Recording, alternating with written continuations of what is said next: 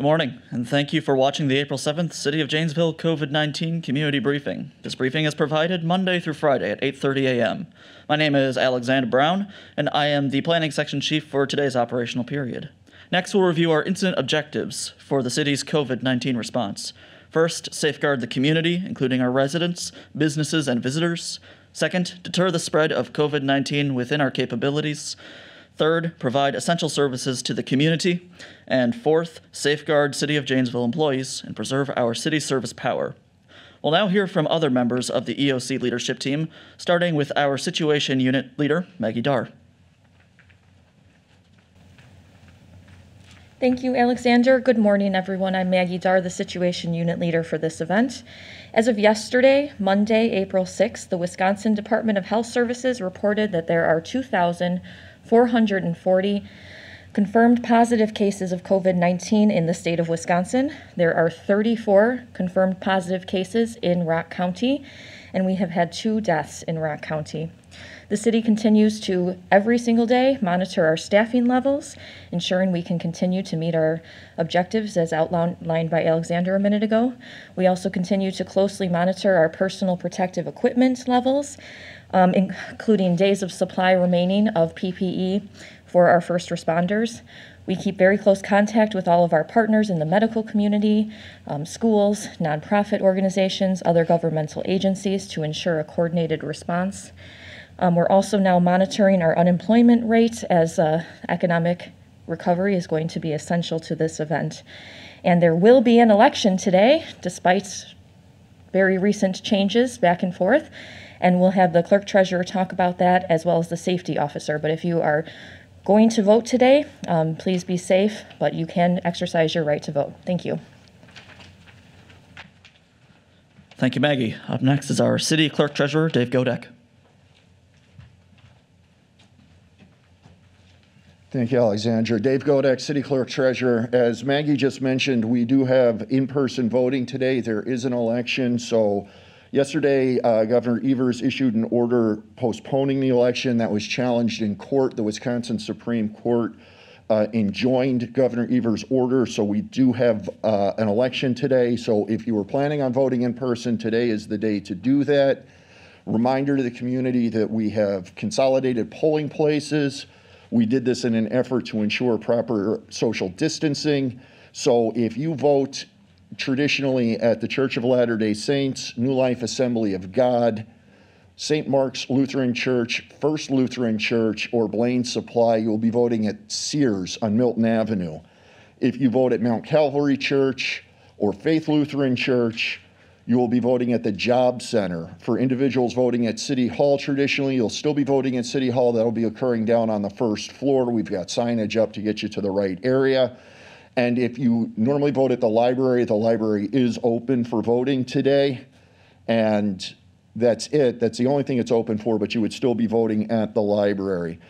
We do have safety protocols in place to help ensure the safety of not only the general public, but the poll workers, and our safety officer will go into more details about those. Couple things to note. Last night, the United States Supreme Court overturned most of Judge Conley's order requiring that absentee ballots could be returned through 4 p.m. on Monday, April 13th. Judge Conley's order said that postmarks would not be relevant. The Supreme Court overturned that. You now have to either have your absentee ballot postmarked by today, the 7th, and it has to be received in my office by April 13th, or it will not be counted.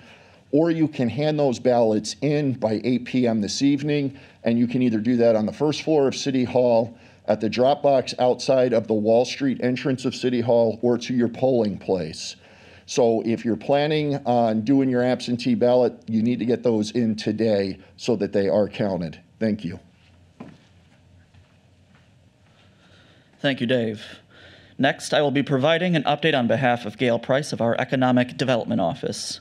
The Economic Development Office here in the City of Janesville is tasked with taking the lead in the economic recovery of the community both now and after the pandemic.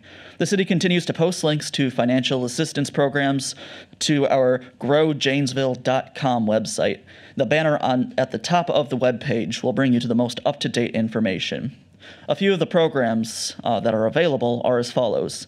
Added on Monday, Kiva Loans is making their loans available, which are geared toward entrepreneurs and have expanded their eligibility with a $15,000 max and a 6-month grace periods, and other terms will vary. On the left panel of the banner page on top of the Grow Janesville website, you'll also find a link to the Small Business Administration Paycheck Protection Program, or PPP program. Small businesses and sole proprietors may apply now, and starting on April 10th, independent contractors and self-employed workers may also apply. This program is designed to provide for 8 weeks of payroll, rent, utilities, etc. These loans are forgivable under the conditions that 75% or more of these funds are used for salaries.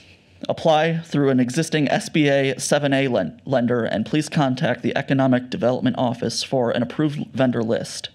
Also listed on the left panel is the SBA, Small Business Administration Economic Injury Disaster Loan Program.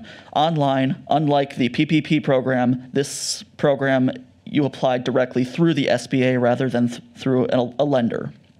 $10,000 are available for an emergency advance to this program. Also, please reference the expanded Express Loan Program on that left panel. The Wisconsin Small Business Development Center Network can also assist businesses in submitting applications for assistance. Please contact the University of Wisconsin-Whitewater at 262-472-1365. That's 262-472-1365. And again, please contact the Economic Development Office for any further questions or clarity regarding these programs. Thank you for your attention to this.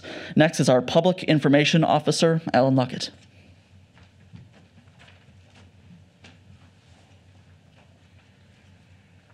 Good morning. For trustworthy information, please check out the City of Janesville's website. There you can actually end up accessing our Facebook and Twitter feeds. Another nice thing is that we do release city press releases, and we can email them to you, so you can request them through our city's website.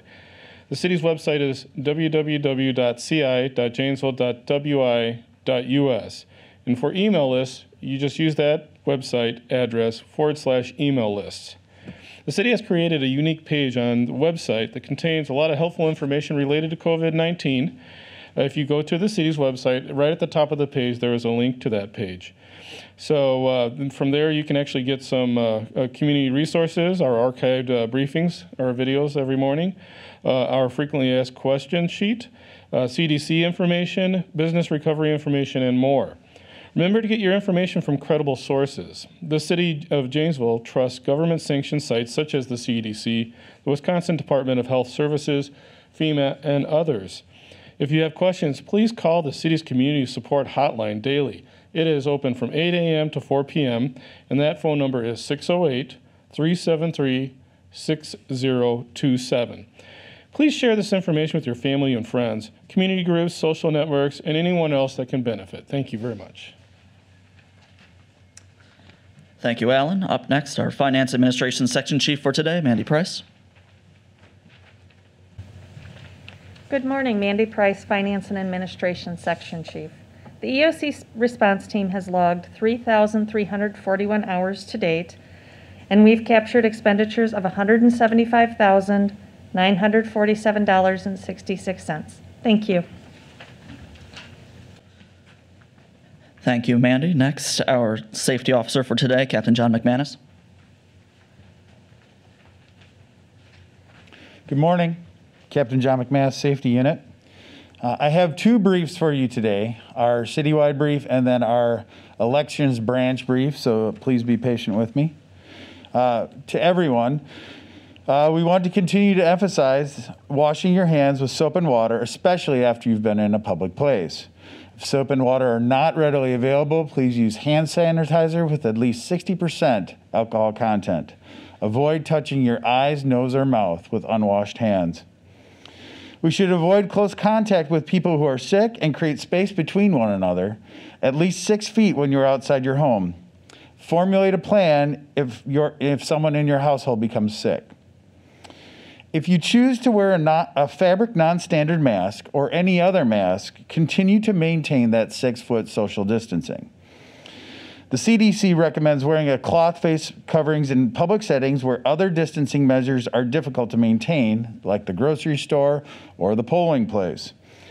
The CDC is additionally advising the use of simple cloth face coverings to slow the spread of the virus and help people who may have the virus and do not know it from transmitting it. If cloth face coverings, specifically, the cloth face coverings recommended are not surgical masks or N95 masks or respirators. Those are critical supplies that must be continued to be reserved for healthcare workers and other medical first responders. Please take the time to wash your cloth non-standard mask frequently. In addition, if you're still at the workplace or at home, workplaces and residents should be thoroughly cleaned using EPA-approved cleaners, and then high-touch surfaces should be cleaned with a higher frequency. Now, for our elections branch today, a couple of special directions. First, the elections branch needs your cooperation to have a safe in-person election today. Please consider these items when you go to the polls. Consider a good hand washing before you even leave the house for the polls.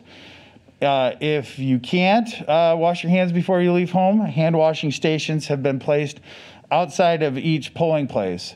Due to availability of hand washing stations, those are specifically going to be attached to a portalet. Don't let that fool you. It's there for the hand washing station. Each polling place will have hand sanitizer that contains at least 60% alcohol. Please take the opportunity to use it if you did not get a chance to wash your hands. Avoid touching your eyes, nose, or mouth with unwashed hands. Please create and maintain a space between each other and the poll workers of at least 6 feet when you're at the polling site. Follow the directions of the elections officials and be mindful of the 6-foot spacing that you will see on the floor leading up to each polling ward. Please, if you have one, wear a fabric non-standard mask or any other mask at the poll. Continue to maintain that 6 foot of social distancing. And this is very, very important. Our poll workers have all monitored their own temperatures and their own health today. Anybody that is a poll worker that didn't feel well stayed home today. We're going to ask you to do the same thing with one caveat. If you need to vote, if you are ill and have any condition that would put you at risk of becoming ill, do not enter the polling place. Please call 608-755-3073 for curbside voting. I'll say the number one more time. If you need to curbside vote, call 608-755-3073 and someone will arrange for an elections official to come out to you and conduct your polling at the curb in a safe manner. Thank you.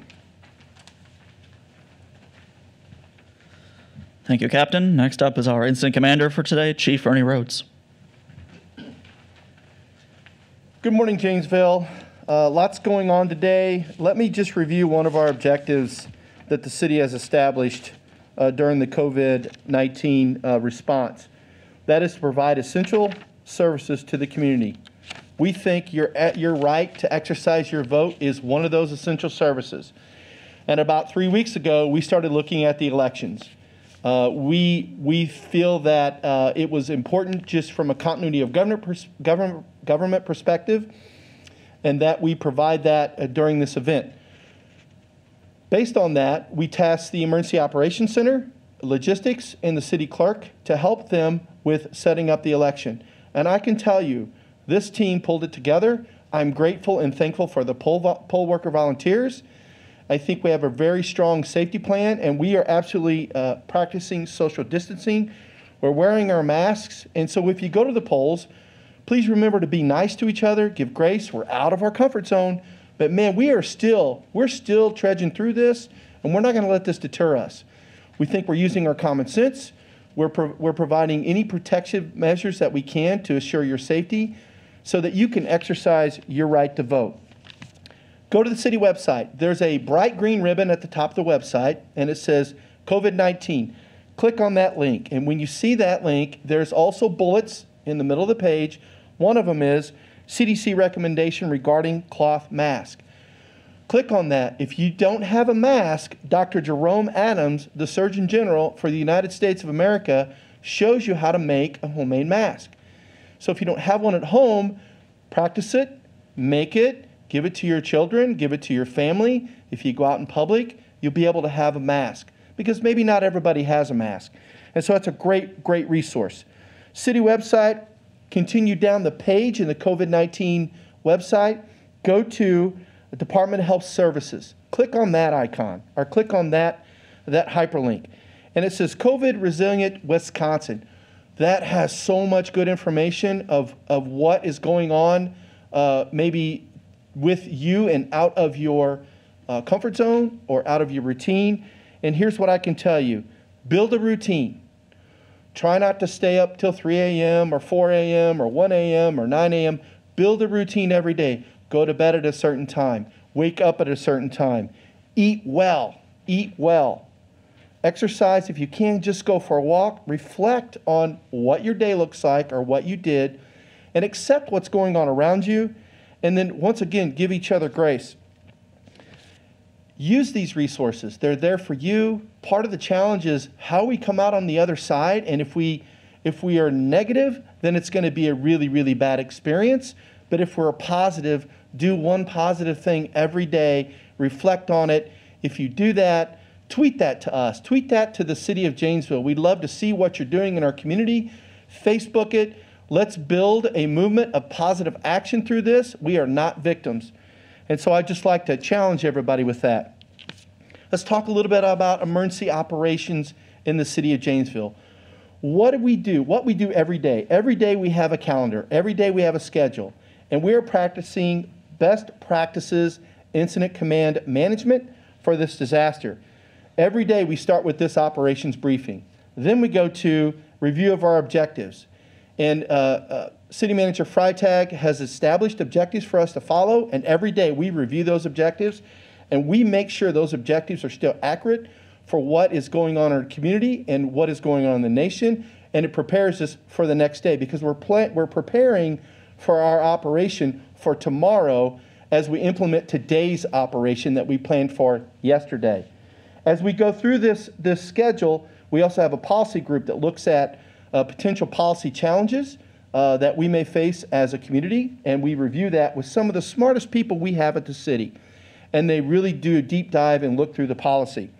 Next, we go to a pre-tactics meeting, which means how are we going to assign our personnel to some of the objectives? A great example is our election today. What does that look like? What do we have to do? What are the resources? How many people do we need to do it? Who do they work for? Where do they report to? And how do they talk to their boss? Everything comes to that pre-tactics meeting, and then we have the actual tactics meeting to finalize those assignments. Once that's completed, we take our plan that we built with the help of the operations section, the logistics section, the finance and admin section, and I'm missing one. And the planning section, sorry about that, planning section, and we finalize that plan, and I review that plan with all the sections, and we say this plan works. And every section says, I can support the plan, I can support the plan, we can support the plan. We sign off on that plan, and then the next day we brief on that plan. So that's what we're doing every day in the Emergency Operations Center. Not only that, we are responding to any crisis or any emergency. We have a unified operations section that is watching the pulse of the city. And so we can make a command decision at any moment to address any issue or emergency that we have in the City of Janesville. It's so important that we do this schedule every day because it keeps us out of the weeds. We're not looking at the smoke, we're looking at the fire. And as a fire chief, that's what I like to do. That's how you put the fires out. Please, please continue to do a positive action. Tweet and Facebook that to us. And once again, give each other grace. Thank you. Thank you, Chief. City Manager Mark Freitag. Good morning, Alexander. Thank you. And good morning, City of Janesville EOC, members, our city employees, and certainly members of the community that are listening in. As you've heard today, you have the opportunity to exercise your right to vote. We've taken every precaution that we can possibly think of to ensure public safety of our poll workers and public safety of our voters, and so I encourage you to get out and vote.